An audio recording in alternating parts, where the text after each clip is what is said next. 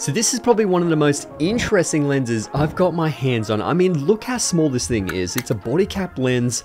It has some pros and obviously it has some cons that we have to talk about, which may actually stop you from buying this, but do the pros outweigh the cons? That's what we're going to be discovering in this video.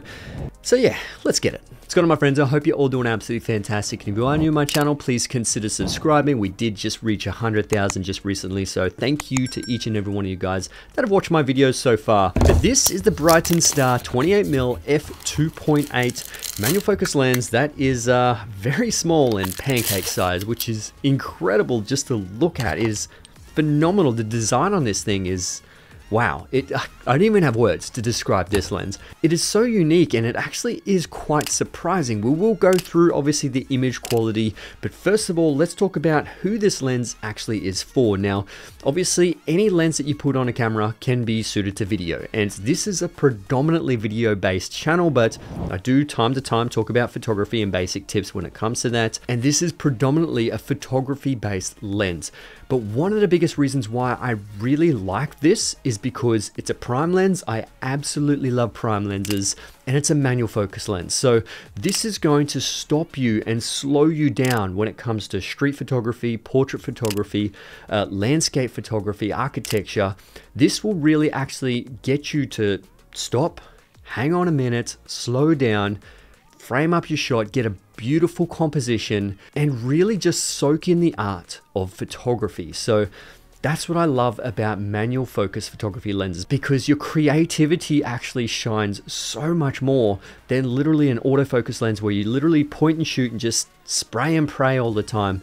It's amazing. This takes you back to more so film days where you literally just take your time and compose that shot. And that's one of the biggest reasons why I love this lens. So let's go into some of the specs of this lens. So the Brightin Star lens is a 28mm focal length. It's a full manual lens and it has an aperture of f2.8 to an f16. It comes natively in the Leica M mount, but I've got an M mount to Sony E mount adapter, and you can adapt this to pretty much any other camera body that has a Leica M mount adapter. It has 10 aperture blades for some nice smooth bokeh, and the lens itself is only around 10mm thick.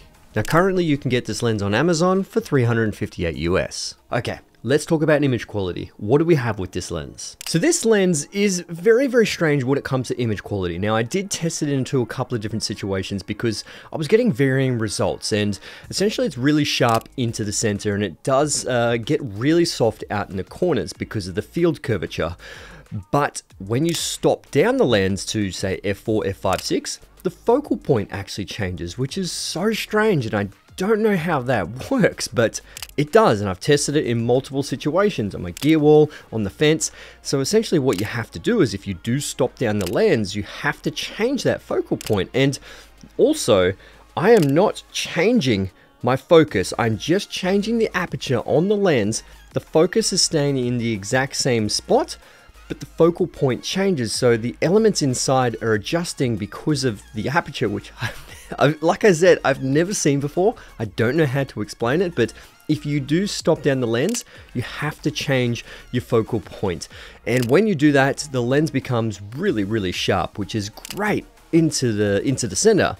But obviously out in the corners, it's very soft. There's barrel distortion, but it kind of leads you into the center of the image, which is kind of cool, and personally I actually like it. Now also, we have to check this out because this is the most interesting part, because I took this photo, this is at f2.8, just so I could see what kind of bokeh it would render, and you could see like this whole part on the bottom left hand side.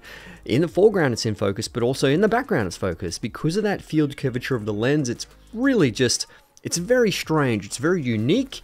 They are obviously imperfections, but whether you like those imperfections or not, it's purely subjective. But it is such a very strange and unique lens, how it renders this. It's crazy, it's weird. I'm lost for words. I don't know what to say about this. Now it has a 9-blade aperture diaphragm, and the bokeh seems pretty smooth. It doesn't seem very vintage at all. It actually looks quite nice in my opinion. And even with the chromatic aberration on this fence, I mean, it is very minimal. This is wide open at f2.8. Even if you would stop it down to f4, obviously that's when it would more disappear, but it seems relatively clean considering the type of lens that it is. So what's the flaring like with this lens? Now I know flaring is very subjective when it comes to lenses, because cinematographers, photographers like different types of flaring. Some people like absolutely clean image and no flaring artifacts. I'm one of those people that love flares and really embrace quite hectic flares, which is probably one of the reasons why I love filming on anamorphic lenses.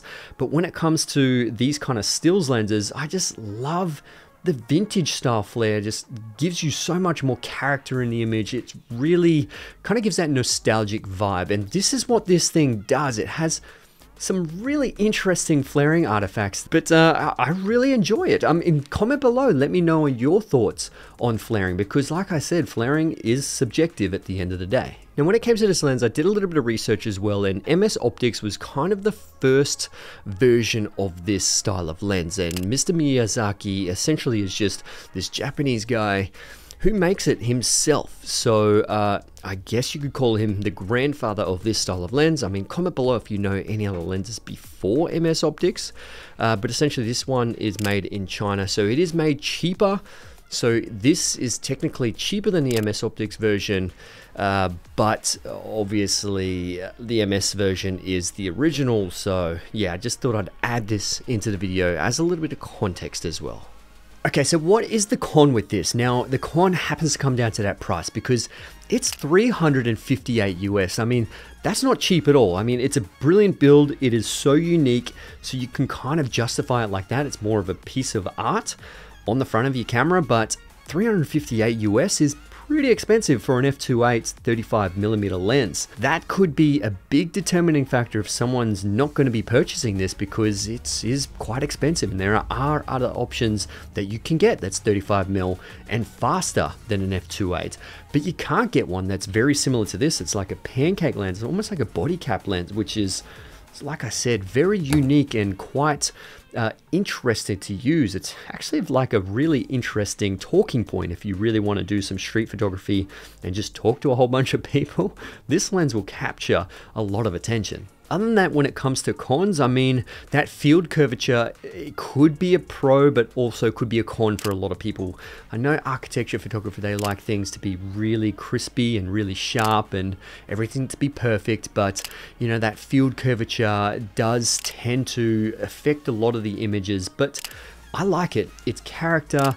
It's not quite vintage character, but you know, I do prefer that in my opinion, especially when it comes to videography as well. I definitely do prefer that, because a lot of anamorphic lenses do have qualities where it has a little bit of field curvature, it's got distortion, crazy flares, and weird bokeh artifacts. I mean, I love that, but it really depends on if you might actually like that. So anyway, my friends, I hope you enjoyed this video. If you did, please give it a thumbs up. That would be amazing. Obviously, the link will be in the description below if you do want to check this lens out. But yeah, I hope this was educational or entertaining. Thanks for watching my video. I'll see you guys in the next one. Let's get it.